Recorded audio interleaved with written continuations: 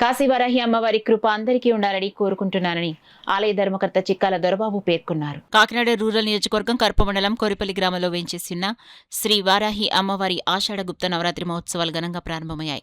ఆలయ ధర్మకర్త చిక్కాల దొరబాబు ఆధ్వర్యంలో తెల్లవారుజాము నుండి వారాహి ఆలయం వద్ద అర్చక బృందం చేరుకూరి సుబ్బన్న నేతృత్వంలో 1200 మంది వారాహి భక్తులకు మాలధారణ చేయించారు. అలాగే ఉదయం 9 గంటల నుంచి వారాహి అమ్మవారి ఆలయం ఆవరణలో అమ్మవారికి పసుపుతో లక్షార్చన పూజ నిర్వహించారు. తదనంతరం హోమం, అమ్మవారికి ప్రత్యేక పూజలు నిర్వహించారు.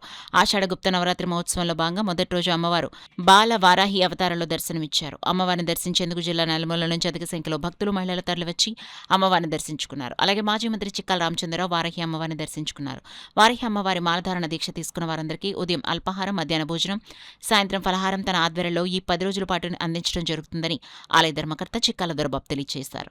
ఈ రోజు 15 నుంచి గుప్త నవరాత్రి మొదలైంది. ఇలా బాలాత్రిపురం అమ్మవారి రూపంలో ఉన్నారు. అమ్మవారు ఏ రోజుగా రోజు అవతారాలు మారుతారు. కానీ మేము 1500 మందికి సేవలు ఇచ్చాం. 1200 మంది ఇక్కడ ఉన్నారు. 300 మంది ఇంటికాడ తీసుకుని వెళ్ళిపోయారు. 1500 మంది కూడా మాలేసుకున్నది చాలా అద్భుతం. ఎందుకంటే కాశీ వారాహి అమ్మవారికి మన ఏపు ఎవరికి తెలియదు. కానీ ఫస్ట్ టైం వచ్చిన 5 నెలల్లో కాశీ నుంచి వచ్చింది కాబట్టి అమ్మవారికి మాలేసుకుంటా ఉండేది చాలా అద్భుతం. చూడండి, 10 నుంచి 3 తెల్లగంట 3 గంటల నుంచి ఇప్పుడు కంటిన్యూ ఉంటున్నారు. పొద్దున్న టిఫిన్, మధ్యాహ్నం భోజనం, సాయంత్రం టిఫిన్ కూడా ఇక్కడే 9 రోజులు కూడా.